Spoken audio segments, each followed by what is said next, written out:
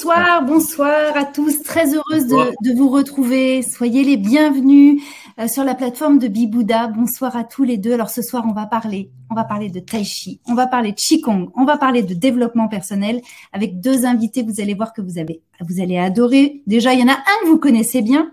Bien sûr, c'est Silver Caron. Si vous nous suivez sur Bibouda, vous savez bien que Silver Caron fait partie de ces hommes qui sont là, qui à chaque fois, nous donnent leurs enseignements. Et Brice Clément, c'est une première pour toi, Brice. Sois le bienvenu. Merci. Bonsoir tout le monde. Salut à tous les deux. Même si on te connaît, Silver, je rappelle quand même que tu es kiné.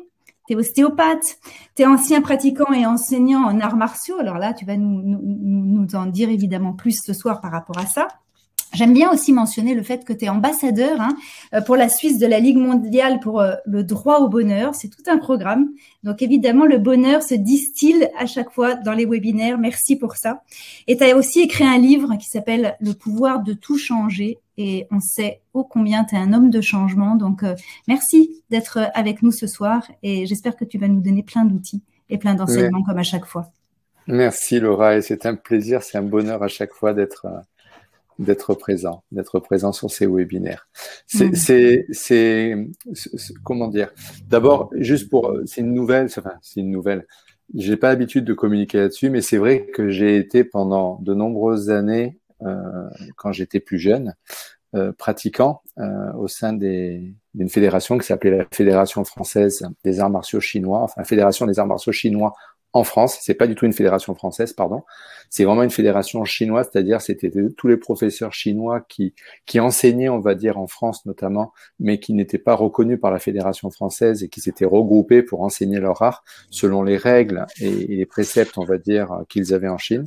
Et ensuite, j'ai eu l'autorisation par mes maîtres, notamment par mon maître principal qui était Thomas Kwok, d'enseigner, de transmettre cet art, qui est un art que Brice connaît bien, puisqu'il a lui-même enseigné et appris et enseigné, surtout appris, je crois, Brice, et qui est le Pak Mai Pai, qui est en chinois, donc le vieux sourcil blanc, parce que le maître avait des longs sourcils blancs, et donc qui est un art de combat, vraiment, mais orienté vraiment très spécifiquement sur un chemin interne où on travaille énormément, et Brice va bien nous en parler pendant ce webinaire sur le Qi.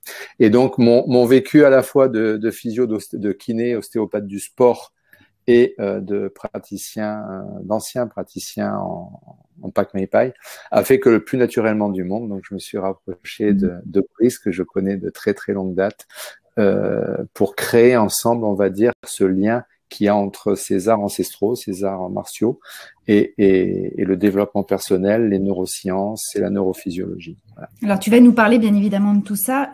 Brice Clément, toi, je le disais tout à l'heure, c'est une première pour toi. Donc, vraiment, on est très heureux de t'accueillir ici. Et toi, t'es en fait maître en Tai Chi, maître en Qigong et sport de combat depuis plus de 25 ans. Donc, est-ce que tu peux juste nous dire pourquoi et ce qui s'est fait, comment vous êtes en lien tous les deux? Qu'est-ce qui s'est passé pour que vous créiez ensemble cette formation et donc ces enseignements ensemble? Pourquoi cette formation? En fait, avec Silver, l'idée c'était de se réunir parce qu'en préalable, si vous voulez, j'avais pris connaissance de son parcours dans le milieu de la santé, dans le milieu du bien-être. Forcément, j'avais eu entendre de ses qualités humaines, de son expertise en tant que formateur aussi.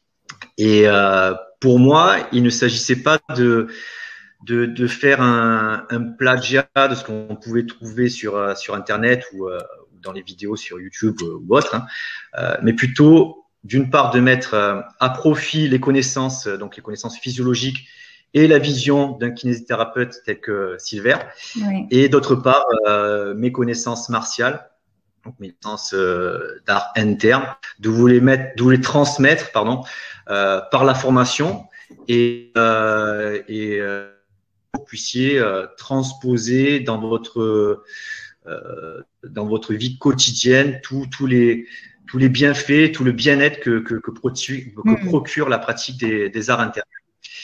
Voilà, pour moi, que ce soit le Tai Chi, le Qigong, je perçois vraiment ces ces deux méthodes comme des trésors, comme des outils qui m'aident à m'épanouir chaque jour. J'aime bien ce mot-là. Ouais. J'aime bien ce mot que tu utilises, le mot trésor, le mot outil. Justement, j'aimerais que ce soir, vous nous donniez plein d'enseignements là-dessus pour qu'on essaye véritablement d'en savoir un petit peu plus. Donc, Silver, j'aimerais avoir ta définition peut-être à toi du Tai Chi et du Qigong, et après on fera la différence entre les deux. Et bien sûr, Brice, quand tu souhaites intervenir, tu interviens quand tu le souhaites par rapport à ça. Pour apporter une précision, je rappelle que tu es quand même l'expert ce soir en ces matières. Merci. Alors, ma vision à moi. Déjà, si vous avez remarqué, le titre, c'est pas Tai Chi, c'est pas Qigong, c'est Tai Chi Qigong. Déjà, avant de commencer, j'aimerais faire juste une petite aparté pour parler de ces trésors, comme dit Brice, qui en sont réellement. C'est que pour beaucoup de gens ont du mal à différencier donc le Tai Chi et le Qigong.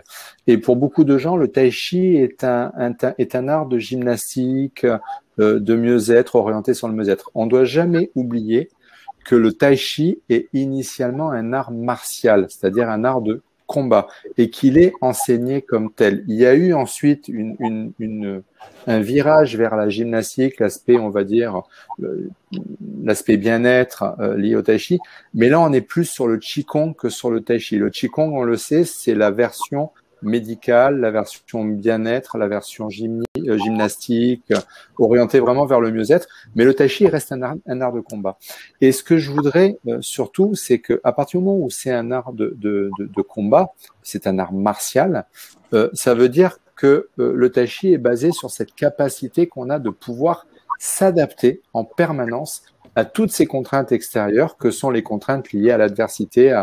Et quand je parle de l'adversaire, je parle pas d'humain, je parle pour moi tout ce qui représente à l'extérieur, c'est-à-dire les événements qui nous arrivent, les contraintes physiques, posturales, environnementales, sociétales, émotionnelles, etc., etc.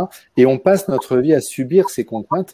Et ce Tai Chi vis-à-vis de ce qui se passe autour de nous, de ce qui se passe dans notre environnement, de ce que nous disent les autres, de ce que nous disent les événements, mais je parle aussi d'écoute active par rapport à ce que nous dit notre propre être, notre corps, par rapport à ce qui nous arrive, par rapport aux synchronicités, par rapport aux symptomatologies cliniques, etc., etc. Donc, on doit être dans cette écoute, on doit être dans cet ancrage, on doit être dans ce lâcher. Quand je dis on doit, il est conseillé d'être dans cette écoute, il n'y a pas de on doit, c'est bien d'être dans cette écoute, dans ce lâcher prise, dans cet ancrage, dans cette adaptation permanente, et avec deux axes différents que sont le Tai Chi vis-à-vis de tout ce qui nous vient de l'extérieur sur lequel on va s'adapter, et le Qigong par rapport à ce qui nous vient de notre propre intérieur, etc., sur lequel on doit aussi s'adapter et respecter ces ancrages-là. Donc, ces bases fondamentales du développement personnel, elles sont intrinsèquement liées à ces deux trésors que sont le Tai Chi et le Qigong. C'est super clair, j'adore cette histoire d'adaptabilité interne et externe. Brice, est-ce que tu veux apporter toi ta vision, ta précision avec plus ton expertise de 25 ans en fait d'enseignement de ces trésors-là? Oui, en fait, ça va être surtout compléter un petit peu tout ce qu'a pu vous dire Silver. Donc, c'est un petit peu ma définition, si vous préférez, du Tai Chi.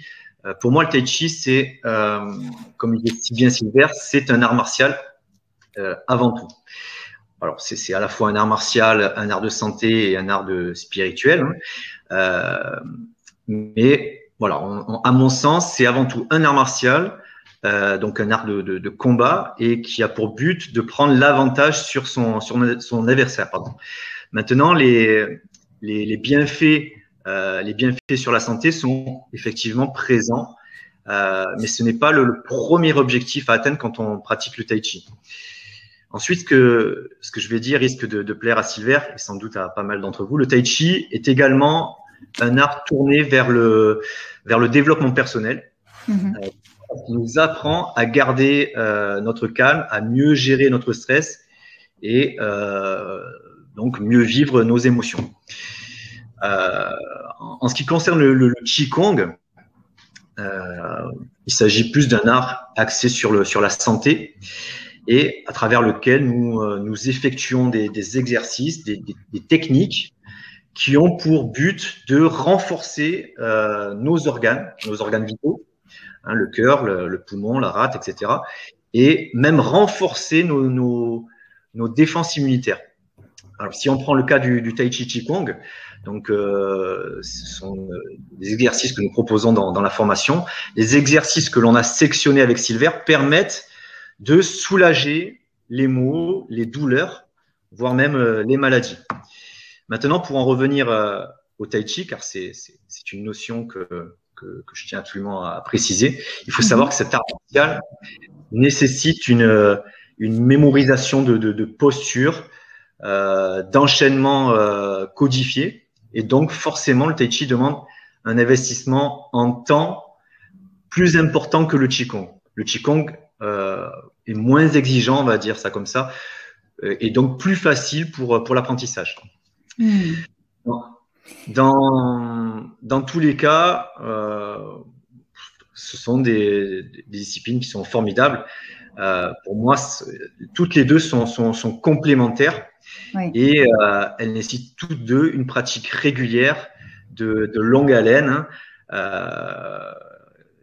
Oui, pour maîtriser cet art-là, en fait. Ouais, pour maîtriser cet art. Ah.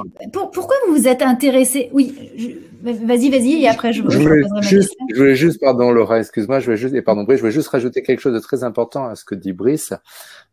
Et on le dit, et je le dis systématiquement, Brice nous dit c'est un travail de longue haleine. Ce qu'il faut savoir, c'est que le Tai Chi Qigong, c'est pas un travail à un moment T de ce que j'apprends et qui va m'apporter quelque chose. En fait, on évolue avec le temps, on grandit avec le temps. Notre vision de cette réalité, de ce monde manifesté qui est le nôtre, évolue au fur et à mesure que l'on grandit soi-même, que l'on se construit, que l'on se comprend et que l'on grandit, on va dire, que l'on se verticalise.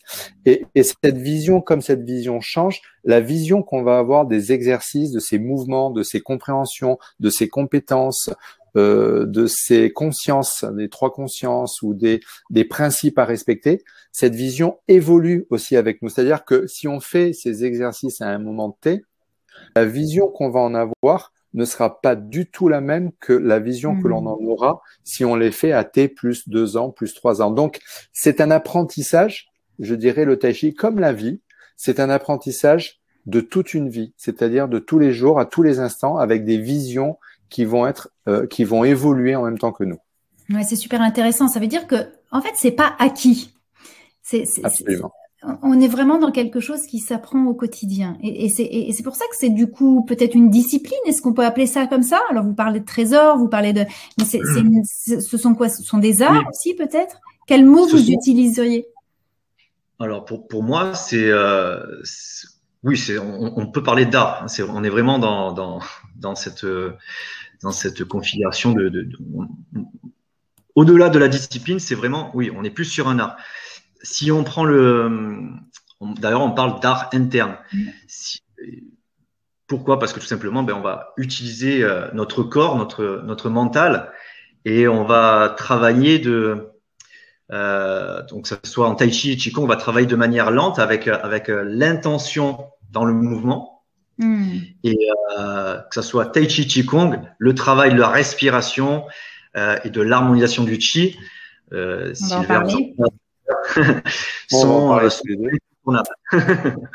incontournables. Et j'en parlerai aussi, Sylvain. Bien sûr, on va parler de ça juste avant, justement, qu'on revienne sur plus le Qi et tout ce qui va autour du Qi. J'aimerais comprendre ce qui s'est passé pour vous deux. Pourquoi vous vous êtes intéressés à ces arts-là? Qu'est-ce qui s'est passé en vous? Pourquoi est-ce que ça a été ces disciplines-là, cet art-là que vous avez choisi? Moi, j'aime bien toujours aller voir en fonction de votre ressenti, de votre histoire de vie, pourquoi ces deux matières-là et pas d'autres, par exemple. Brice, je te laisse commencer. Moi, je prendrai la parole ensuite. Alors, personnellement, donc moi, ce sont deux disciplines que j'ai découvertes très jeune. Hein. J'avais 20 ans, il me semble, s'il ne faut pas dire de bêtises.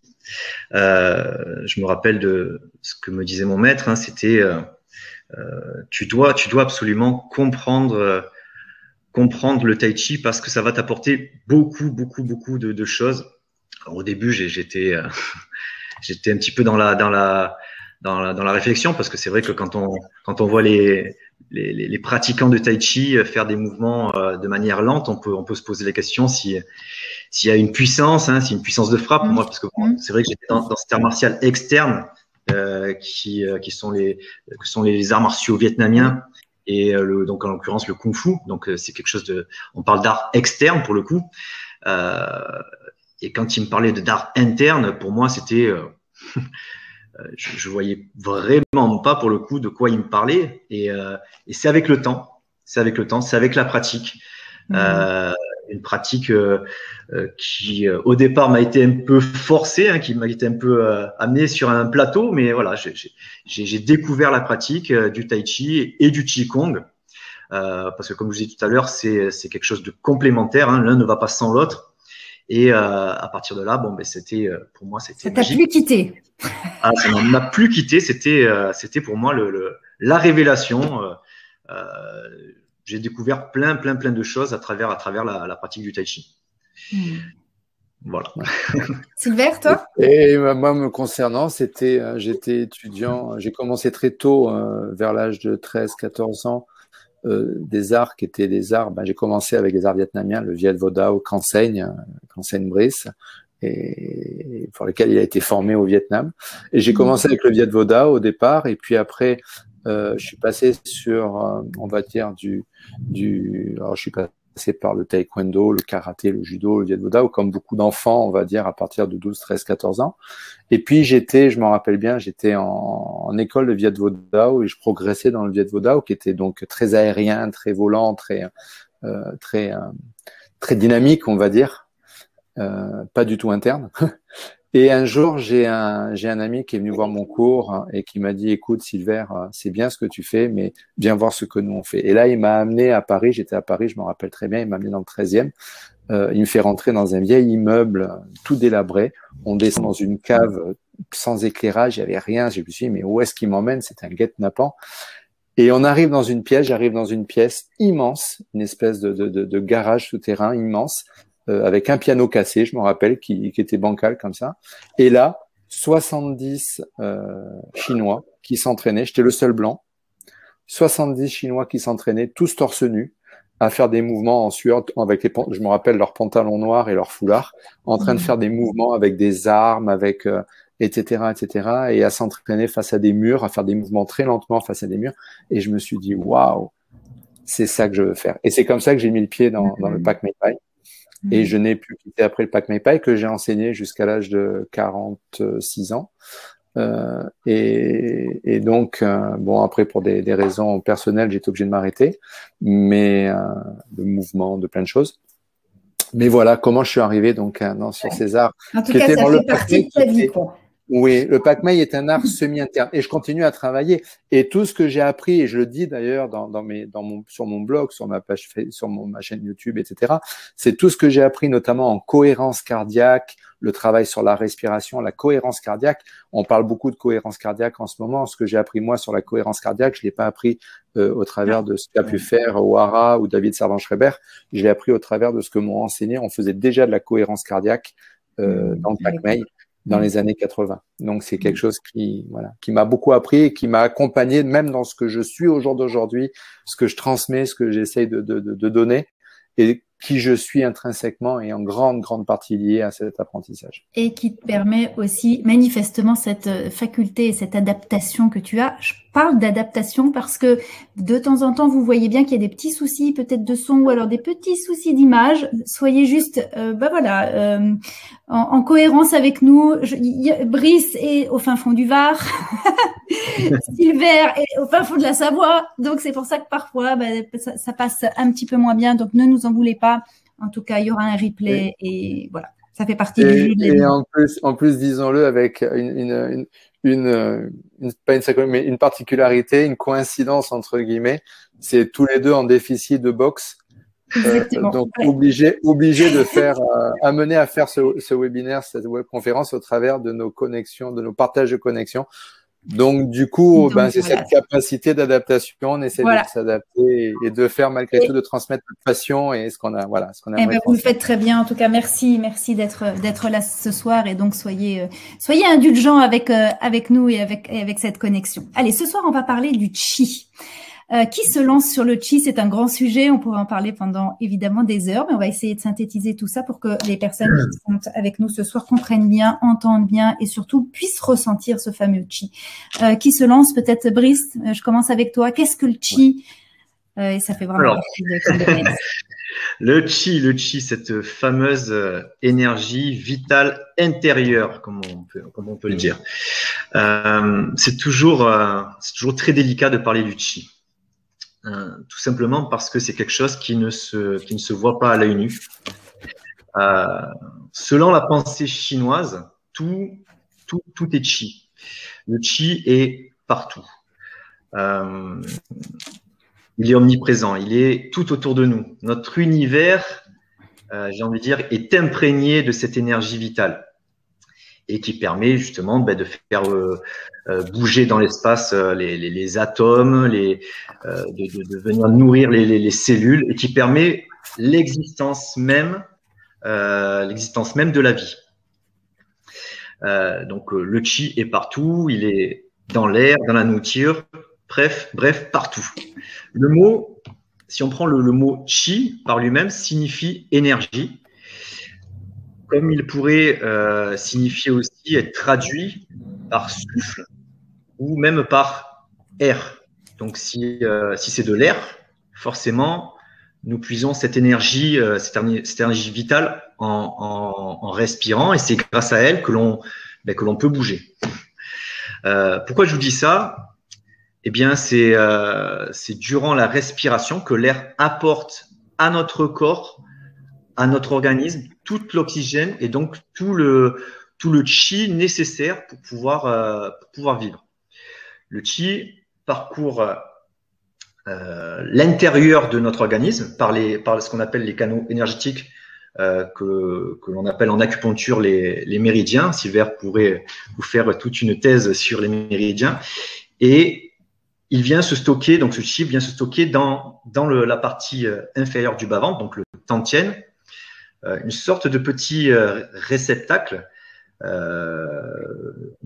On peut appeler ça le petit œuf. Dans le jargon martial, on l'appelle souvent le bébé, une sorte de réceptacle qui se situe à l'intérieur de l'abdomen.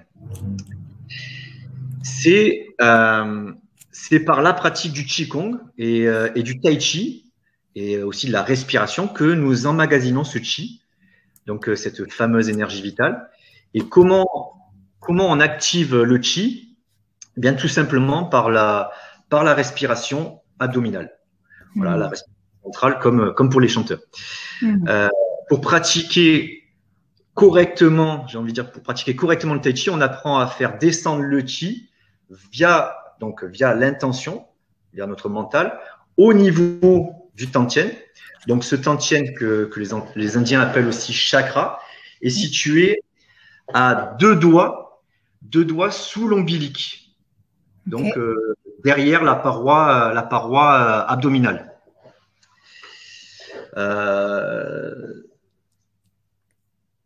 Si vous voulez, je peux vous expliquer en fait, mais Sylver pourra compléter. Sylver va peut-être compléter et apporter peut-être son éclairage là-dessus. Je vais compléter parce qu'il y a une vision, on va dire, qu'on a du mal à, comme dit Brice, c'est quelque chose qui est difficilement descriptible. D'abord, ce qu'il faut savoir, c'est que ce chi est en circulation permanente. C'est cette énergie qui circule sans arrêt. Et en médecine chinoise, comme dans l'alimentation du Tao, qui fait partie d'ailleurs, il y a toute une partie en bonus, on en parlera à la fin dans cette formation, qui est basée sur ce chi, la circulation. Tout est en mouvement dans l'univers, tout est en mouvement dans la vie. Et ça, c'est un précepte très ostéopathique. C'est le mouvement qui crée la vie. Et le chi crée ce mouvement. Et il y a d'ailleurs des pathologies du chi, des chi ralentis, des chi qui stagnent, ou même des chi qui s'inversent au niveau circulation dans les méridiens, comme disait Brice, qui vont s'inverser et qui du coup vont donner au niveau organique, puisqu'on parle de l'interne, qui vont donner des pathologies organiques. Qui sont liées à ces déficiences, à ce ralentissement ou à cette inversion du chi. Par contre, ce qu'il faut comprendre, c'est que pour donner une vision un peu plus encore quantique à cela, le chi c'est ce champ unifié, ce qu'on pourrait appeler la source, ce que Wine d'ailleurs appelle la source, ce que Nassim Haramein appelle les champs unifiés, les physiciens quantiques appellent les champs unifiés, c'est-à-dire cette énergie vibratoire qui relie tout à tout, qui fait que tout dans l'univers est unité et que tout est relié à tout. Et c'est encore une fois, c'est un concept qui est très ostéopathique. Il n'y a rien dans l'univers qui puisse ne pas avoir un impact sur le reste. Et ça, c'est cette circulation vibratoire énergétique qu'on va appeler le qi, que les Chinois appellent le qi, et qui va qu'on va absorber, qu'on va prendre, qu'on va travailler au travers du tai chi, du qigong, comme dit si bien Brice, par la respiration, pour pouvoir le faire circuler dans notre corps, le stocker, le faire circuler dans notre chaîne, dynamiser notre corps, dynamiser la physiologie et optimiser totalement la fonctionnalité, on va dire, de notre être dans cette réalité unifiée qui est autour de nous. Et ce qui fait que on est toujours, et d'où l'importance de tout le travail en tai chi, d'accompagnement, de mouvement. Vous remarquerez que dans le tai chi, il n'y a jamais de phase immobile. Tout est toujours en mouvement. Pourquoi? Parce que le qi circule sans arrêt et on doit le faire circuler au travers de la respiration, du mouvement. Et tout, c'est ce mouvement qui crée la santé, qui crée la vie et qui crée la conscience de qui on est, encore une fois, dans nos fonctionnements internes et externes. Comment est-ce qu'on sait si notre chi est en équilibre ou en déséquilibre? Comment est-ce qu'on le sent finalement à l'intérieur de soi? Brice, tu veux que je réponde? Tu réponds? Moi, je vais te laisser répondre, mais parce que c'est quelque chose de très personnel après. Oui. Mais vas-y. Je vais passer la parole après.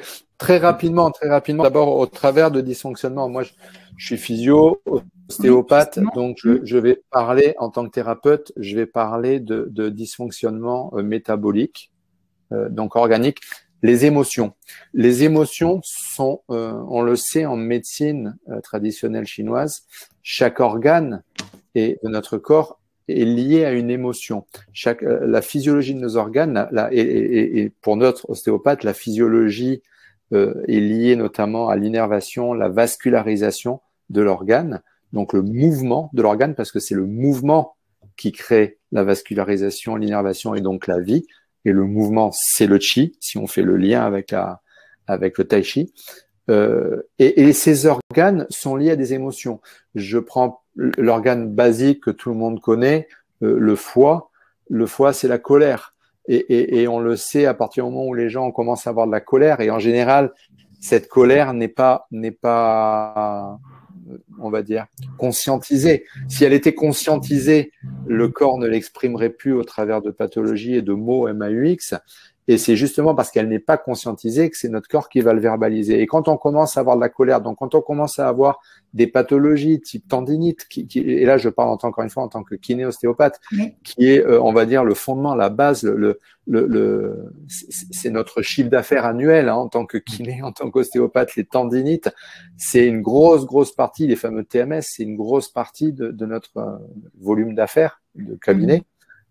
Dès lors que les gens sont sur des tendinites, ils doivent se questionner sur leur qi. Pourquoi? Parce que la tendinite, c'est la colère. La colère, c'est le foie. Ça veut dire qu'il y a certainement, à un moment donné, une baisse de circulation du qi au niveau du foie, ou une baisse de circulation, ou une inversion, voire de circulation au niveau du qi. Donc moi, c'est la symptomatologie émotionnelle et physiologique, c'est-à-dire les pathologies qui se mettent en place, qui sont liées toujours à 98%, 98% à nos schémas émotionnels. Brice, toi, du coup. Non, mais en fait, par rapport à cet équilibre. Il a parfaitement répondu. Il a parfaitement répondu à la question. Ben, c'est totalement lié à nos émotions. Si à un moment donné il y a un déséquilibre, au niveau d'un organe, forcément, ben la liaison va se faire au niveau mental et on va émotionnellement ne pas être en accord avec notre corps. Et on va le ressentir forcément, et il y aura forcément aussi des perceptions de soi-même qui vont dire, écoute, là ton foie ne va pas bien. Là, tu es pas bien parce que tu es dans une phase un petit peu émotionnelle. Tu as des soucis avec ta femme, tu as des soucis avec ton conjoint. Ben voilà, c'est un petit peu tous ces petites sensations, ce ressenti que l'on a au fond de nous qui fait que le chi forcément ne circule pas correctement. Et pour faire circuler ce chi, il y a cette respiration, bien sûr, comme disait Brice, mais il y a aussi un vecteur très très important qui est l'alimentation. L'alimentation est un des vecteurs qui va rééquilibrer. Le chi, quand je pense au chi, moi je pense au yin-yang, c'est-à-dire à cet équilibre yin-yang qui est à l'origine de la création, du développement et de la mort, enfin bref, des phases d'évolution, que ce soit nous autres humains ou tout ce qui est vivant à travers l'univers. Et il y a donc cette circulation du chi est aussi liée à nos modes alimentaires. Si une plante, j'arrête de l'arroser ou si je la mets dans un terreau qui ne correspond pas à l'acidité ou à l'alcalinité qui lui correspond, je vais perturber le chi de la plante va mourir. Elle va développer d'abord des pathologies, elle va s'affaiblir, elle va commencer à être plus fragile par rapport aux bébêtes qu'il y a autour et qui vont venir plus facilement à grignoter. C'est cette notion d'énergie, c'est-à-dire qu'une plante ou un aliment qui est en bonne santé, c'est un aliment qui se défend, qui a cette capacité de se défendre. Et il en est exactement de même pour nous. Donc la respiration, le mouvement, mais aussi l'alimentation vont venir impacter le chi. Et en fonction de cet équilibre yin-yang, l'alimentation va être… On en parle beaucoup dans la formation. Là, on n'a pas suffisamment de temps parce que yin-yang, on en a longuement parlé avec Brice. On pourrait faire un webinaire dessus. C'est un sujet passionnant, mais c'est ce qu'il faut comprendre, c'est que le chi est étroitement lié. Je sais pas, Brice, je pense que tu es d'accord avec moi, est étroitement lié à cet équilibre yin-yang, et c'est le chi qui va peut-être permettre cet équilibre. C'est en lien direct avec la théorie du yin-yang, oui, tout à fait. Et l'alimentation, je reviens parce que moi, c'est quelque chose, et tu le sais, Laura, qui pour moi est essentiel. Et d'ailleurs, il y a toute une partie dans la formation pour en parler qui est sur l'alimentation du Tao, qui est absolument extraordinaire parce qu'on a une conscience du coup par rapport à ce chi, à ce yin-yang, on a une conscience complètement différente.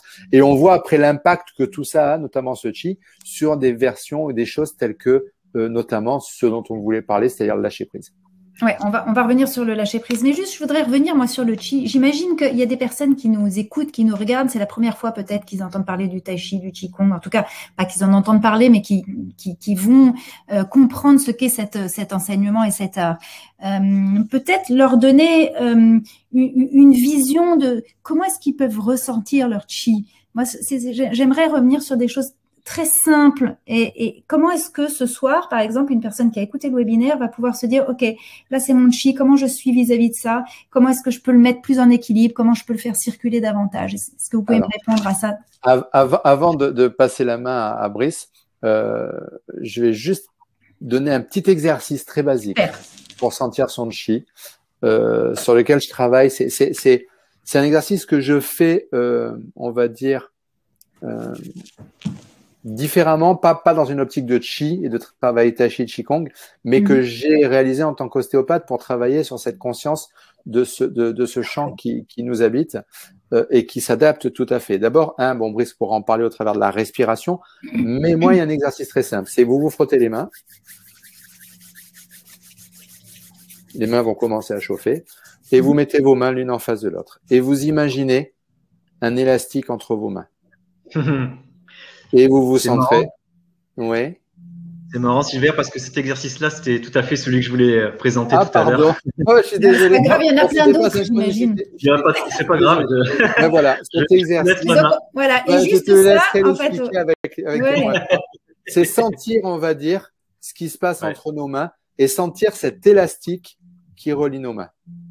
C'est un exercice que je fais très souvent en prise de conscience, on va dire, quand je suis en accompagnement dans les entreprises, etc. Je savais pas du tout. Brice m'avait dit que tu voulais faire un exercice, mais je savais pas. Je te jure, je ne savais pas que c'était celui-là. On adaptera. Ouais, je suis désolé. C'est quand même le thème de ce soir, l'adaptation. Ben, c'est sentir cette énergie qu'il y a. Ouais. C'est sentir cette énergie qu'il y a. Alors, on peut le faire avec d'une autre façon aussi. Alors, comme ça, je vais laisser l'exercice de la main avec Brice. Je le fais faire d'une autre façon qui est très ostéopathique, avec une baudruche. Vous savez, les ballons qu'on gonfle pour les anniversaires. Vous gonflez une baudruche, vous la mettez entre vos mains et vous mettez une légère pression, les yeux fermés, centrés sur la baudruche. Et vous avez les yeux fermés. Et vous mettez une légère compression juste pour sentir sur la baudruche. Alors, on peut le faire aussi en imaginant la baudruche, mais c'est mieux avec une baudruche. Okay.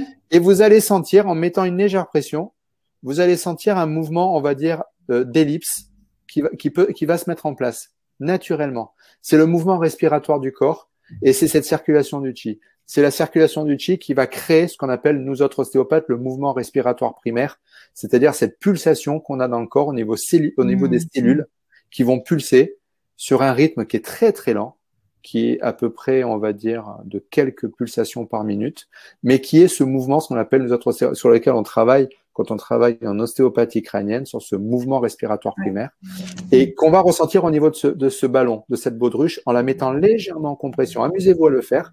Prenez cette baudruche, gonflez-la et mettez une légère pression, et vous allez sentir ce petit mouvement d'ellipse, vous savez, comme ça, de signe de l'infini, ce mouvement en torsion, qui est en fait ce mouvement respiratoire primaire, qui est la circulation du chi. Et là, on va le sentir, le chi. Pour intégrer le chi dans notre routine quotidienne, Brice, peut-être, est-ce que tu peux nous apporter une précision ou un autre exercice que tu souhaiterais nous développer ce soir? Écoutez, vous voulez qu'on passe à la pratique directement comme ça? Mais au moins un petit exercice, on est dedans. Donc, allez, juste un exercice de 2-3 minutes, Brice. Je vais rejoindre un petit peu l'idée donc du Silver. On va le faire physiquement et tous ensemble, comme ça sera encore plus apprécié, plus ressenti pour tout le monde, pour tous les internautes. Donc pour ce moment pratico-pratique, hein, comme le dit souvent Silver au cours de la formation, je vous propose un exercice. Donc c'est dans le même principe, hein, que ce que Silver vous a évoqué, un exercice de sensibilisation des mains. Donc je vous invite à vous mettre dans une posture qui sera proche, on va dire, de la posture de l'arbre. Pour les connaisseurs de Qigong. À la différence, c'est que nos deux paumes de main se feront en face, comme le précisait tout à l'heure Silver. Donc, dans cette posture, cette posture, elle doit requérir très peu d'efforts, hein. Et là, ce que je vous propose, c'est de travailler un peu sur la sensibilité de vos mains, si vous le voulez bien. Donc, pour cette posture, vous pouvez vous mettre debout ou comme vous pouvez rester tout simplement assis. Hein, il n'y a pas de restriction particulière. Nous allons porter l'attention et j'ai envie de dire l'intention sur les deux points énergétiques, Laogon. Donc, ces deux points qui sont situés au centre de vos paumes de main. Et ce sont deux points d'ailleurs d'acupuncture importants en Tai Chi et en Qigong, car c'est de là en fait que peut jaillir la force interne des grands maîtres de Tai Chi. Donc, dans ce que je vous propose, pas d'inquiétude, il n'y a rien de magique, on est juste sur un travail sensoriel, hein, une recherche de sensations. Donc, à partir de… C'est ma chaise, hop là, on est en direct. Hein. À partir de la position Wuji, donc la position Wuji, donc qu'on vous expliquera tout à l'heure. Ouais. On écarte les pieds d'une largeur d'épaule. Donc, si vous êtes assis devant le canapé, vous pouvez rester assis, il n'y a pas de souci. Moi, je vais m'asseoir dans la posture, d'accord. Dans un premier temps, comme l'a fait Silver, c'est très bien. Vous pouvez frotter les mains pour réchauffer un petit peu les mains. Voilà. Les deux mains vont se faire face. Donc, on réunit au niveau de la liaison du cœur. Je vais vous guider dans un premier temps pour la respiration. Donc, la respiration, si vous avez un peu de difficulté pour la respiration abdominale, ne vous inquiétez pas, vous pouvez respirer de manière naturelle. L'intention est portée sur les 2 points Laogon, donc au centre des paumes de main. Par le mental, vous allez imager et visualiser ces 2 points. On inspire par le ventre se gonfle. Puis on expire par le ventre se dégonfle. Inspire. J'inspire par le nez de manière lente, profonde et régulière. J'expire par la bouche est légèrement entrouverte. Encore une fois, j'inspire, j'expire. Donc vous allez imaginer, comme le disait si bien Silver, donc la baudruche. Moi, j'aime bien prendre l'image du ballon, tout simplement. Hein. Donc, je prends le ballon entre mes 2 mains. Et puis, par l'intention et par mes 2 points Laogon, je vais essayer de presser ce ballon. Je presse le ballon, puis je relâche. Il peut y avoir un léger battement au niveau de vos mains. Ça peut vous aider justement à être dans cette sensibilité au niveau des mains. Je presse le ballon. Puis je relâche. Je presse, puis je relâche. Je presse et je relâche. Presser, relâcher. Presser, relâcher. L'intention est toujours portée sur les 2 points Laogon. Maintenant, vous allez imaginer qu'au niveau de vos 2 points Laogon, vous avez ce fameux élastique que Silver vous avez évoqué tout à l'heure, et vous allez étendre l'élastique, puis relâcher. J'étends, je relâche. Je tends, je relâche. Voilà, soyez dans la décontraction, détendez vos épaules, relâchez vos épaules, les articulations sont déverrouillées. J'étends, puis je relâche. J'étends. Puis je relâche. Étirer. Maintenant, nous allons cumuler les 2 exos, c'est-à-dire vous allez presser, puis vous allez étirer.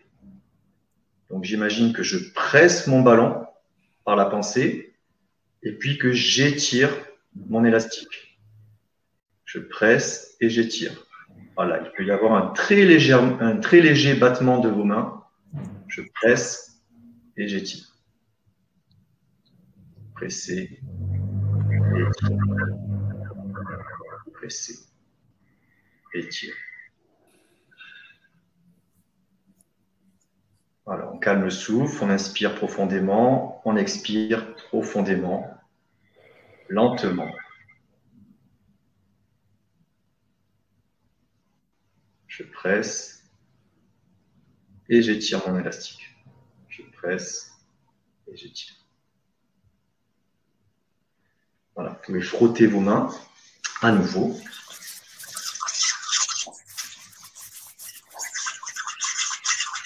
On peut masser le visage, utiliser donc ces sensations de chi, entre guillemets, que vous avez pu ressentir au niveau des mains. On peut masser le visage, les tempes, les joues,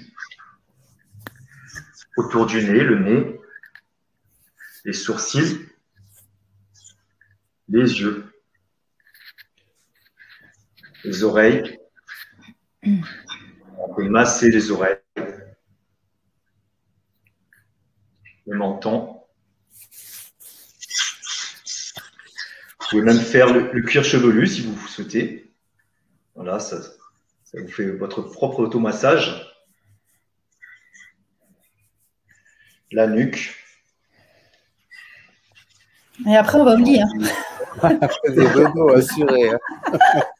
Et on envoie les épaules vers l'arrière. Merci beaucoup. Merci, Brice. Ça fait un bien fou. Ça fait un bien fou. Merci. En fait, ça nous remet dans notre moment présent. Absolument. Oui. On se remet en contact avec le corps. Et dans le moment présent, on ne pense qu'à ça. On est focalisé. En fait, Brice a utilisé un mot très important qui est le mot d'intention. À partir du moment où on met le focus sur une intention et qu'on est focus sur cette intention sans se laisser déborder par notre ego, par notre mental, l'ego. Et je reviens pour faire le lien avec ce qu'on va dire après. L'ego, c'est la prise. C'est l'inverse, c'est l'anti-lâcher prise. Puisque ce qui nous empêche de lâcher prise, c'est notre mental, notre ego. Et dès qu'on remet le focus sur une intention particulière qui est sur notre ressenti, et c'est pour ça que le tai chi est fondamental, le tai chi Qigong, on va en parler tout à l'heure, parce qu'on travaille sur ce ressenti physiologique et sur l'intégration de compétences, entre guillemets, au travers du ressenti, de la conscience et du ressenti, et ben immédiatement on est dans le moment présent, parce que le moment présent, c'est quand on est centré sur une pensée quasiment unique, une intention unique. Dès lors qu'on pense, qu'on laisse agir le mental, qu'on laisse agir les pensées sur le passé, sur le futur ou sur les autres, on n'est plus dans le moment présent. Ouais, le moment présent, évidemment, ça fait penser, tu viens d'en parler, au lâcher prise. C'est pas un concept simple, le lâcher prise, pour un certain nombre de personnes. C'est difficile d'ailleurs même à conceptualiser ça. Comment est-ce que tu pourrais, et quel mot tu as envie d'employer, ressenti, tu as envie d'employer par rapport à ces deux termes qui sont fondamentaux dans ces matières-là, en tout cas, dans ces enseignements? Lâcher prise, il y a deux termes, en effet. Il y a le lâcher et la prise. La prise, je l'ai dit, c'est le mental. Ce sont nos émotions négatives. Ce sont nos voies neuronales. C'est ce qu'on a. Est-ce que, Brice, je prends juste, je suis désolé, je prends la parole concernant donc cet aspect de développement personnel pour pouvoir faire le lien avec le tai chi derrière et te repasser la main. C'est notre mental, ce sont nos peurs, ce sont nos croyances, c'est nos voies neuronales qu'on s'est tracées et dans lesquelles on revient systématiquement de façon quasi automatique, juste parce que notre cerveau est partisan de la loi du moindre effort et que c'est une caisse enregistreuse et qui va avoir tendance à reproduire les mêmes schémas neuronaux, que cela lui soit bénéfique ou pas, le cerveau va le faire. Pourquoi? Parce que c'est le seul chemin qu'ils connaissent lié à notre vécu, à nos habitudes, entre guillemets. Et donc, ces émotions qui y sont liées vont être liées donc à nos pensées, donc à notre mental, qui va être là, notre ego, qui va nous empêcher d'aller dans ce lâcher, on va dire. Le lâcher prise, c'est quoi? Pour beaucoup de gens, le lâcher prise, beaucoup de gens me disent très souvent, c'est compliqué le lâcher prise. Il y a même Alexandre Jolien, philosophe, qui disait nous devons lâcher prise, nous devons lâcher le lâcher prise, c'est-à-dire arrêter de focaliser, d'obnubiler sur ce lâcher prise, parce que du coup le lâcher prise devient une émotion négative. On est tellement obnubilé qu'il faut, par notre devoir entre guillemets de lâcher prise, que on se met des programmes et des barrières. Le lâcher prise, c'est pas comment dire, pour beaucoup de gens, lâcher prise, ça veut dire ne pas être impacté par ce qui nous arrive, se détacher de ce qui nous arrive et être dans le moment présent. Ce n'est pas que ça, le lâcher prise. Le lâcher prise, et là je vais faire le lien avec Tai Chi et Qigong, le lâcher prise, c'est la non-attente. C'est l'inaction dans l'action. Je mets en place des actions, je suis dans le mouvement. Et c'est pour ça que le travail sur le tai chi, notamment, on va en parler tout à l'heure, sur l'écoute, est très important parce que c'est l'inaction dans l'action. Je mets en place une action dans le mouvement, mais je suis dans la non-attente de ce qu'il va y avoir. J'adore un terme que j'utilise, que j'utilise spécialement pour le tai chi, mais que je veux utiliser et que j'utilise dans la vie de tous les jours. C'est la non-anticipation. C'est arrêter d'anticiper. L'anticipation, c'est le mental.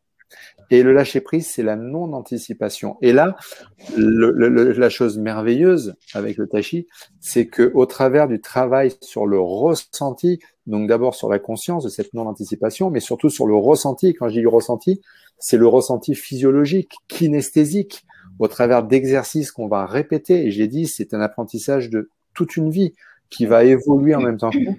Au travers de ce travail sur le ressenti physiologique, sur le sens kinesthésique, un de nos 5 sens, sur lequel vont s'ajouter, et on le voit dans la formation en tai chi, les autres sens, le regard, l'audition, etc., etc. Donc, différents sens vont venir s'incruster là-dedans. Mais au travers de ce ressenti physiologique, on va pouvoir créer des voies neuronales, des habitudes, de lâcher prise, qui vont venir s'ancrer dans notre physiologie, dans notre être, dans nos schémas émotionnels, dans nos voies neuronales, qui va venir s'ancrer au travers de la répétition, bien sûr, dans le mouvement, mais pas que par la conscientisation. Beaucoup de gens sont dans le lâcher prise au travers de leur conscientisation. Et dès que lors qu'on est dans la conscientisation, on est déjà dans le mental. Et pour pouvoir faire lâcher ce mental et être vraiment sur le non mental, donc le lâcher, il faut passer dans le kinesthésique et dans le ressenti. Et c'est là toute la puissance quand on travaille dans le tai chi, et moi qui m'a énormément apporté dans cette conscience de soi en travers du développement personnel, mais pas que sur le lâcher prise, sur plein d'autres choses, sur l'écoute active, sur plein de choses, c'est ce kinesthésique et ce ressenti physiologique qui va venir ancrer la voie neuronale. Donc pour moi, le lâcher prise, si je dois résumer, c'est la non-attente, c'est l'inaction dans l'action, et c'est surtout plus que tout la non-anticipation. J'adore ce mot. Oui, parce qu'on est non-anticipation. Oui, on est en permanence au travers les accords Toltec, au travers de notre langage, au travers des intentions qu'on donne aux autres, du jugement, etc. On est sans arrêt dans l'anticipation. Et le lâcher-prise, c'est la non-anticipation. Tu es d'accord avec ça, Brice, sur la non-anticipation, la non-attente et l'intégration finalement dans notre corps? Tu le fais, j'imagine, au quotidien. Tout à fait. Il a très bien expliqué. Oui, c'est vrai que j'ai jamais entendu cette définition de lâcher prise. Ouais, vraiment, c'est bon. Je trouve ça très joli. Non-attente, non-anticipation. Ouais, non, mais Silver. c'est vrai que. Non, mais c'est très clair en fait. Voilà, c'est très clair d'avoir ces deux notions, lâcher et prise, et effectivement la non-anticipation. Je te redonne la main, Brice. Pardon. Non, mais il a très bien expliqué. Après, moi, c'est vrai que je suis plus un pratiquant, donc pour parler de lâcher prise, c'est quand même.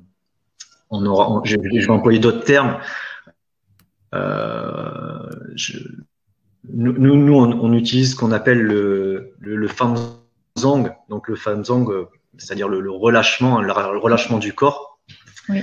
Quand je parle de Famzong, c'est une notion en fait, c'est une notion, une compétence, j'ai envie de dire, comme il disait Silver, c'est une compétence qui est fondamentale pour le lâcher prise. On prend le cycle, le cursus en fait en Tai Chi. La compétence numéro 1 en Tai Chi, c'est ce relâchement, ce lâcher prise comme on dit, qui est donc le Famzong. Que l'on travaille d'ailleurs dans la formation, on insiste énormément d'ailleurs sur ce Famzong. Oui, mais comment on sait finalement qu'on est dans notre Famzong ou dans le relâchement? Je ne sais pas si je le prononce bien, mais en tout cas, on va dire le relâchement. Mais alors, en fait, il faut donner des explications. Déjà, qu'est-ce que le Famzong, donc ce relâchement. C'est une qualité. C'est une qualité qui est incontournable quand on veut acquérir et comprendre les principes du Tai Chi, et surtout si on veut évoluer dans sa pratique. Je dirais que même que c'est même plus une qualité, c'est plus un concept, et c'est le concept de se détendre, de se poser, de se reposer, et donc de se relâcher. Le mot song, par définition, peut se traduire par le mot relax. On le dit d'ailleurs dans la formation. C'est vraiment ce mot d'être relax, relâché. Et pour en revenir un petit peu à la pensée chinoise, Famzong, ce n'est pas une action bien spécifique et bien précise, mais plutôt une notion très importante que l'on a dans la vie. Si on prend le cas des gros travailleurs, vous savez, ceux qui sont généralement très stressés par le travail, et on en connaît tous un dans l'entourage, vous-même peut-être, vous êtes un anxieux, ou une acharnée du travail bien fait. Bien le repos consiste à quoi en général? Tout simplement à stopper, à mettre de côté son travail et faire une pause pour une activité comme je sais pas moi, écouter de la musique, regarder la télévision, prendre des vacances, s'amuser, faire sa sieste dans son hamac ou simplement regarder un webinaire. Voilà, prendre un bain, regarder un webinaire Bibouda devant son smartphone.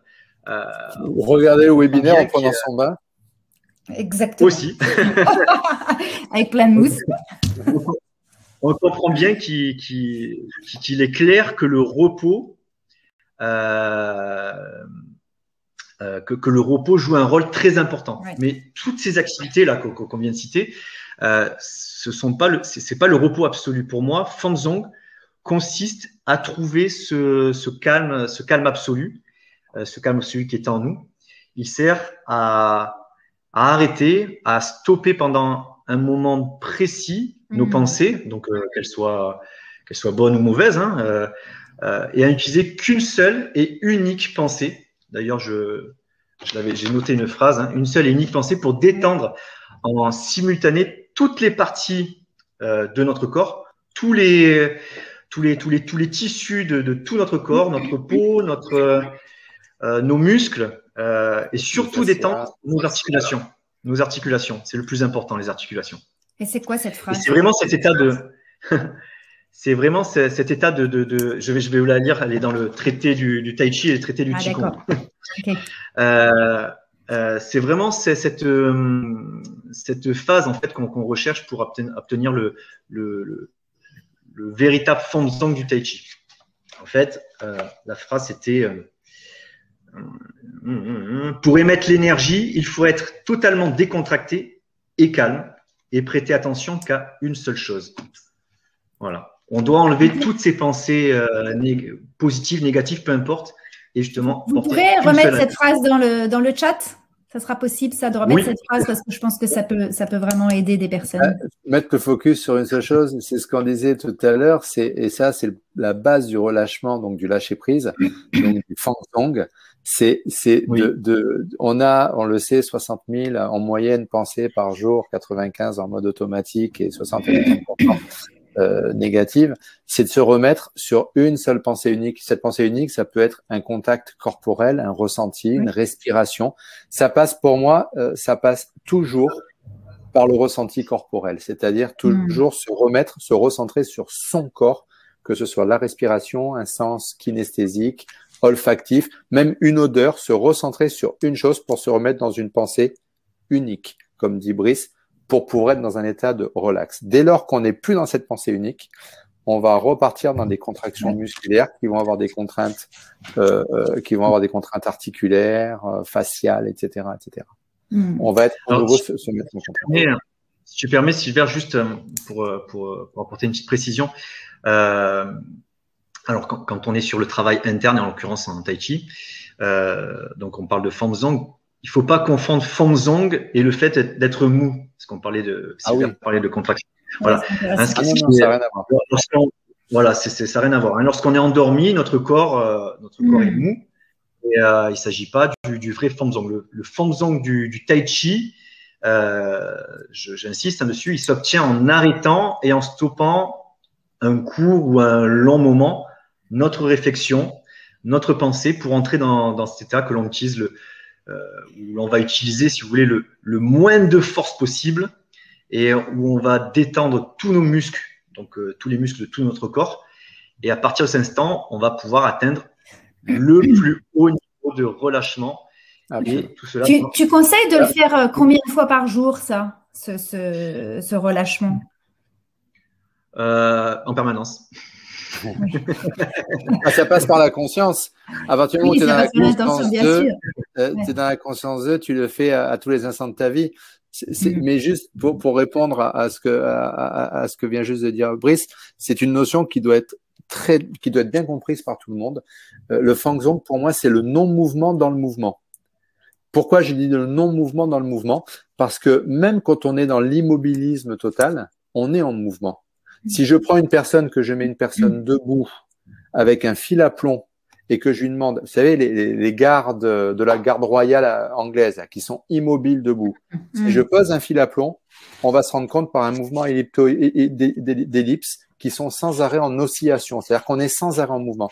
Et le Fanzong, pour moi, la traduction avec des mots occidentaux, c'est le non-mouvement dans le mouvement. Et on revient à la non-action dans l'action, c'est-à-dire relâcher prise. Ouais. Ça, c'est le concept numéro 1. Vous vouliez parler de ce concept-là. J'aimerais qu'on passe au suivant, qui est le Wuji. Brice en a parlé tout à l'heure, le Wuji. Oui, un petit peu. Donc, est-ce que vous pouvez préciser ça? Parce que je pense que c'est important, c'est cette histoire de bulle, de commencer sa journée, de terminer sa journée là-dessus. On vient de parler de Fangzong. Justement, Wuji, en fait, Wuji est un des moyens pour travailler son Fangzong. Okay. D'ailleurs, avant, donc si je reviens dans le contexte martial, hein, avant quand on rentre, si vous voulez, dans les formes codifiées que l'on apprend en Tai Chi, donc que ce soit les formes codifiées, le Tai Chi, le Qigong, on démarre à partir de la posture Wuji. Donc Wuji, c'est une posture. C'est une posture qui a pour objectif, dans le même concept de Fangzong, de se détendre physiquement et de se vider l'esprit. Si on prend la signification de Wuji, Wuji signifie le vide absolu ou sans extrême. Je crois que dans la formation, j'avais employé le terme sans extrême. Mais c'est ce vide, hein, ce vide mental que l'on a besoin pour être dans ce Wuji. Donc c'est une posture et qui est au fondement de la base du Qigong et du Tai Chi. Et elle consiste en fait à nous mettre en union avec le monde extérieur. Donc la nature, la forêt, les arbres, les animaux, l'eau, l'air, bref, tout ce qui compose notre monde. Et pour cette posture, on est debout, on se tient le plus possible droit et immobile, et on ne pense plus à rien. Voilà. C'est un peu comme si nous étions dans une préparation mentale avant de débuter une démonstration ou une action quelconque. Hein. On peut parfaitement utiliser Wuji pour la méditation. Donc pour tous les fans de médite, c'est parfait. Hein. C'est d'ailleurs totalement adapté. Nous ne sommes pas obligés non plus de le prendre comme une méditation. Ça peut tout à fait être perçu comme une technique de relaxation. C'est vraiment libre arbitre à chacun. Donc c'est une technique traditionnelle chinoise. Hein, j'emploie le mot traditionnel, qui a une connotation de quelque chose de très ancien, qui date de plus de 2000 ans. Il faut savoir que beaucoup de maîtres d'arts martiaux intègrent toujours cette relaxation dans leur cursus martial, et ils considèrent même que cette technique est comme un des éléments fondamentaux de leur enseignement. C'est pour ça que tu nous en parles ce soir.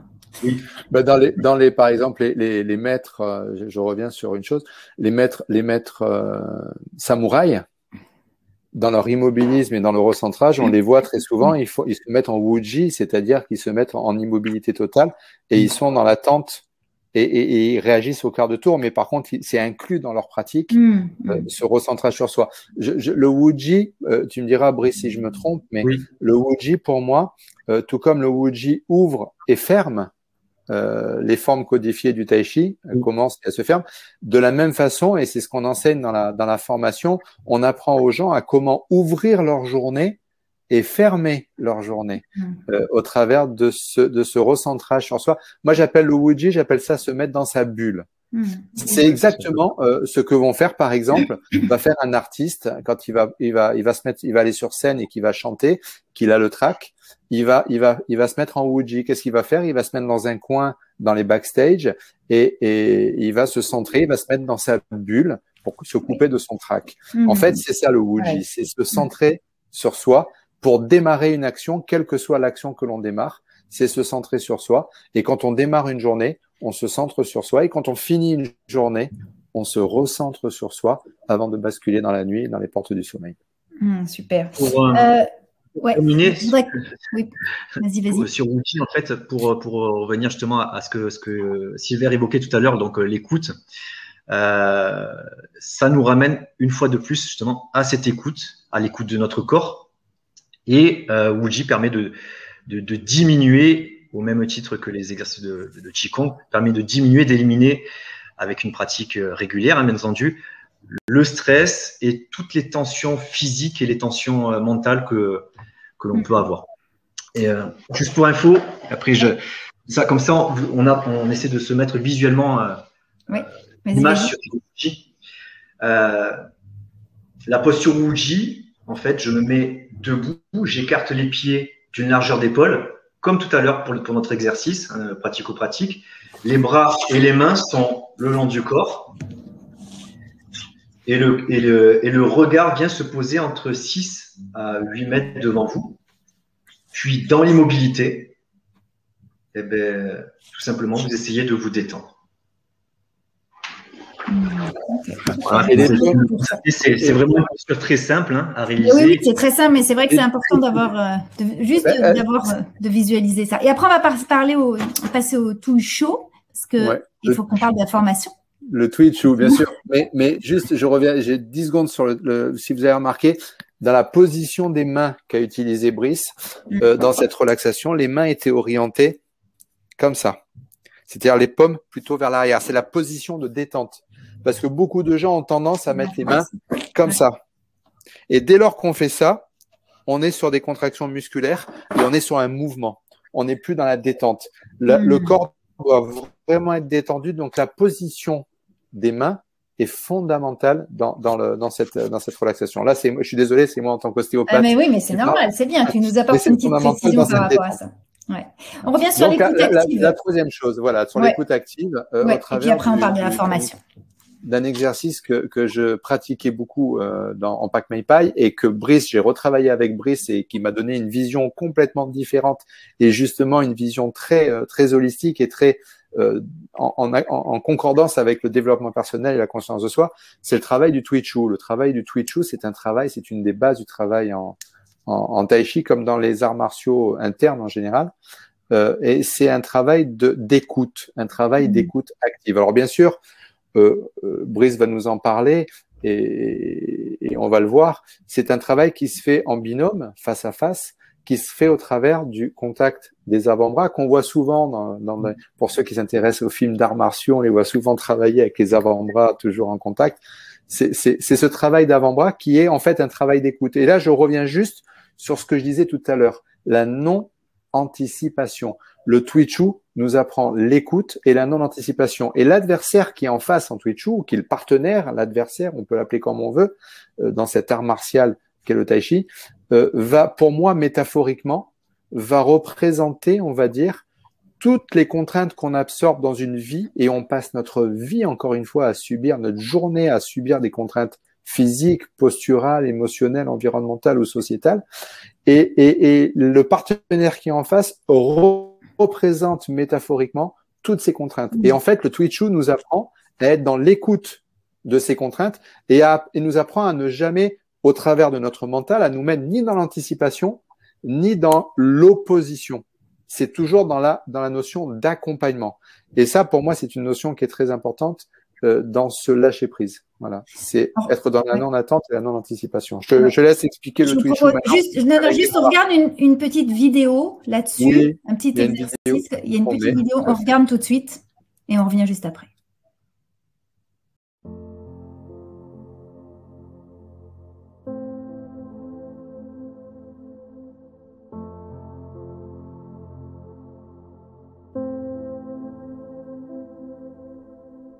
Ok Brice, donc on vient de voir cet exercice. Est-ce que tu peux nous apporter un éclairage supplémentaire pour bien faire cet exercice-là? Donc, Sylvain vous a parlé d'écoute, écoute en Tai Chi, qui se réalise du coup dans la pratique par le Tuisho. On est sur un travail, donc on appelle ça aussi les mains collantes. Le Tuisho, c'est quoi? C'est tout simplement un exercice qui est phare et fondamental du Tai Chi. Il permet d'éduquer notre corps à la manière de combattre en Tai Chi. Il nous met en contact et en écoute permanente, ce Tuisho, avec notre adversaire ou notre partenaire. Donc l'écoute que l'on dit en chinois Tingjin se fait de manière épidermique, donc par la peau, et grâce au sens du toucher, c'est-à-dire nous sommes en contact avec le partenaire via les avant-bras et les mains, principalement, comme le disait Silver. Le but est de comprendre l'intention du partenaire ou de l'adversaire, et puis réagir en fonction des informations qu'il va nous transmettre avec ses bras ou ses mains. On rentre dans un travail de ressenti où il va s'établir un vrai jeu stratégique avec notre partenaire et auquel on est en connexion. Et c'est celui qui aura la meilleure perception et la meilleure technique de combat. Donc, quand je parle de combat, c'est du corps à corps, hein, vu qu'on est en contact. Ben, celui qui aura cette meilleure perception pourra tout simplement remporter le duel. Voilà à quoi sert le Twitch en Tai Chi. Dans l'aspect, encore une fois, avec la vision martiale, combat, tel que le Tai Chi a été conçu initialement. Si maintenant on y met cette version, on va dire, conscience de soi, et si on arrive à se représenter métaphoriquement ce que le partenaire représente, à savoir ce qui nous arrive dans la vie, un choc émotionnel, il m'arrive une mauvaise nouvelle, c'est comment je ressens cette mauvaise nouvelle, comment je l'accompagne, comment je la détourne et comment je l'utilise pour pouvoir gagner ce combat contre la mauvaise nouvelle. Et c'est pas comment je vais m'y opposer et comment je vais anticiper sa réaction par rapport à c'est pas je vais pas dire imaginer qu'elle va réagir comme ça parce qu'elle a fait ça. Non, pas du tout. C'est j'accompagne, je détourne et je reprends moi le pouvoir entre guillemets sur cette contrainte émotionnelle. Et non pas je me laisse pas avoir par cette contrainte émotionnelle. Voilà, si on devait avoir des images métaphoriques, c'est ça. Et le Twitchu pour ça est très important parce que encore une fois par la pratique, et c'est pour ça que cette formation, et on va en parler maintenant, cette formation est une formation qui est absolument extraordinaire, et notamment si on la pratique encore, pour moi encore plus extraordinaire, si on la pratique en couple, en binôme avec son partenaire. Pourquoi? Parce que on peut s'amuser à travailler ce Twitchu en binôme et donc à se mettre dans ce travail de ressenti. Et tu le sais, Laura, et les gens qui nous écoutent le savent pertinemment, pour recréer des voies neuronales, pour recréer des habitudes, des voies neuronales et pour ancrer, on va dire, une habitude telle que l'écoute, le lâcher prise, etc., outre la conscience, il faut aussi le pratiquer pendant à peu près 45 jours, entre 21 et 45 jours en fonction du taux de myélinisation, c'est-à-dire de myéline qu'on a au niveau de notre système neuronal, mais on va dire 45 jours. Et donc, il faut pratiquer pour pouvoir ancrer cette nouvelle habitude, cette nouvelle voie neuronale de lâcher prise, d'écoute et de lâcher prise au travers du ressenti physiologique. C'est vraiment par la répétition, hein, c'est vraiment par l'entraînement. Vous le disiez au début de ce webinaire, c'est plus qu'un entraînement d'ailleurs, c'est vraiment une philosophie de vie en réalité. C'est une philosophie de vie. Donc l'idée, c'est vraiment d'avoir, si on a réussi à laisser passer ce message-là, que le Tai Chi Qigong, c'était une philosophie de vie, c'est une manière d'être, c'est une manière de vie, c'est un trésor qu'on a à l'intérieur de soi, qu'on doit développer, je pense qu'on a tout gagné. Bien sûr. Et puis, je pense qu'à partir du moment où déjà, et c'est le cas, beaucoup de gens qui nous regardent ont déjà cette conscience, on va dire, de notre place dans l'univers, de l'interconnexion qu'il y a entre tout ce qui est dans l'univers. Forcément, ils ne peuvent que comprendre l'impact, l'importance des vertus et du pouvoir du Tai Chi Qigong dans cette conscience et dans cette évolution dans notre univers. En tout cas, merci de nous donner envie, parce que c'est vrai que vous nous donnez envie d'en savoir un peu plus sur cet art-là, sur ces deux arts. J'aimerais qu'on s'arrête sur le programme en ligne qui est évidemment proposé ce soir. Vous le savez, les clés du Tai Chi au service donc de votre développement personnel. Merci d'ailleurs à chaque fois, Silver, de remettre une sorte de satellisation en réalité sur il y a les deux arts, et puis de reprendre au niveau de notre développement personnel, de notre, je préfère dire d'ailleurs de notre croissance personnelle. Pour conscience personnelle. Voilà, absolument. Il y a une offre de lancement ce soir. Juste avant d'en parler, si vous aviez un message à adresser sur ce que vous avez voulu mettre comme intention tous les deux dans cette formation, ce serait quoi? Commence, Brice, ou je fais? Je te laisse la parole. Alors, l'intention que j'ai mis, même personnellement, c'est la vision différente. J'adore la phrase, encore une fois, je le redis, d'Alexandre Jolien, lâcher prise. on se met au travers de notre conscientisation, de notre conscience de soi, on se met des impératifs, des barrières, on se met des objectifs, on se met des contraintes émotionnelles. Et pour moi, l'intention que j'ai mise, c'est de faire comprendre aux gens qu'on peut travailler cette conscience de soi au travers, bien sûr, de la conscience, mais aussi au travers du ressenti. Pour moi, les deux ne sont jamais dissociés. Et le plus bel outil, quel plus bel outil y a-t-il pour pouvoir travailler sur ce ressenti que cet art ancestral, ces deux arts qui sont encore une fois des trésors ancestraux que sont le Tai Chi Qigong. Donc, c'est créer le lien entre le ressenti et l'intellectualisation, la conscientisation pour arrêter de trop conscientiser, on va dire, et d'être trop dans l'intellectualisation de la conscience de soi. Brice, mais être aussi dans le ressenti. Ben écoutez, pour ma part, j'ai vraiment trouvé un équilibre de vie, que ce soit dans ma vie privée et dans ma vie professionnelle. Le Tai Chi, le Qigong, la méditation, tout ça, c'est fabuleux, hein. C'est formidable. J'ai envie de dire même, ça devrait être obligatoire aujourd'hui, si c'était possible. On devrait même l'instaurer dans l'éducation nationale. L'éducation nationale, ouais. Non, honnêtement, c'est un trésor, hein. Moi, je ne vois tu pas. restes sur ce mot-là. Hein. Ouais, je ne vois pas arrêter le Tai Chi. C'est pour moi, c'est tout. Ça a commencé et ça finira ma vie. Je finirai ma vie avec le Tai Chi et le Qigong. Je crois qu'on peut pas dire mieux. Pour avoir échangé avec Brice à ce sujet, je peux dire que sans l'intention, sans conteste, hein, l'intention qu'il y a mis quand on a fait cette formation, c'était cette envie, ce besoin et cette passion qu'il a du Tai Chi Qigong et ce besoin, cette envie de transmettre aux autres, c'est-à-dire de partager avec les autres cet art ancestral. Ouais, de le partager au monde. Donc, on est là pour ça.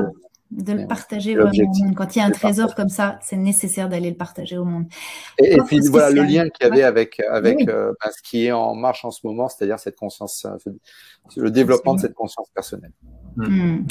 Alors, il y a une offre spéciale de lancement ce soir, moins 40%. La formation est au prix de 160 € au lieu de 268. Vous pouvez, je vous le rappelle, payer en 3 fois et ce tarif est valable jusqu'au dimanche 16 mai. Dimanche 16 mai jusqu'à minuit. Si vous avez bien sûr des questions sur le programme, n'hésitez pas à poser vos questions dans le chat et nos deux invités vous répondront individuellement même. Et n'oubliez pas aussi qu'il y a un replay et toutes les infos sur sur cette formation, sur ce programme. C'est en replay, vous aurez toutes les infos dès demain dans la journée dans votre boîte email. On passe aux questions-réponses rapidement parce qu'on a un petit peu dépassé le temps, mais c'est pas grave. J'aimerais quand même reprendre 2-3 petites questions sur est-ce qu'il y a des prérequis pour ces deux pratiques, pour ces deux enseignements? Alors, pour ma part, il n'y a absolument aucun prérequis. C'est comme le journal de Tintin, c'est de 7 à... Il n'y a pas d'âge.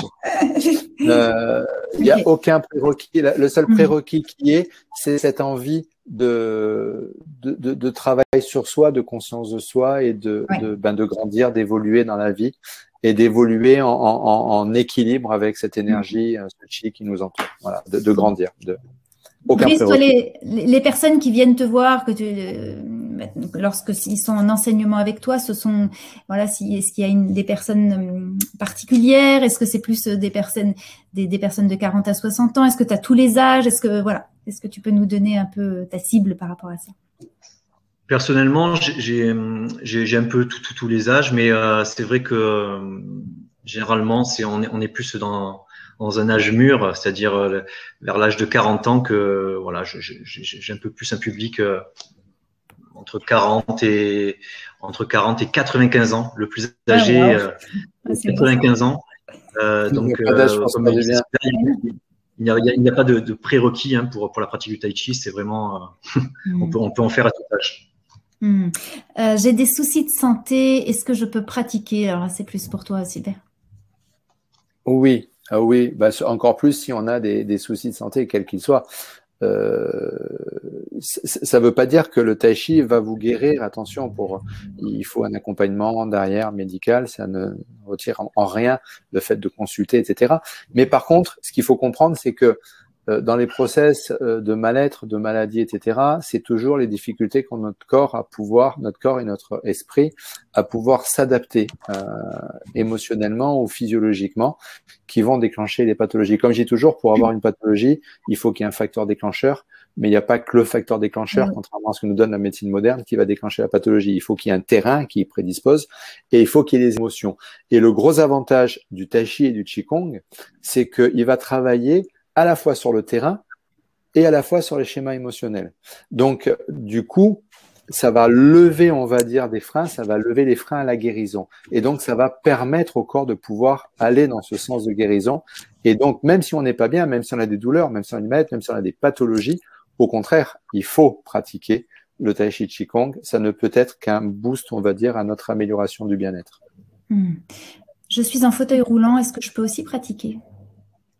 Moi, je dis oui, bien sûr. Oui.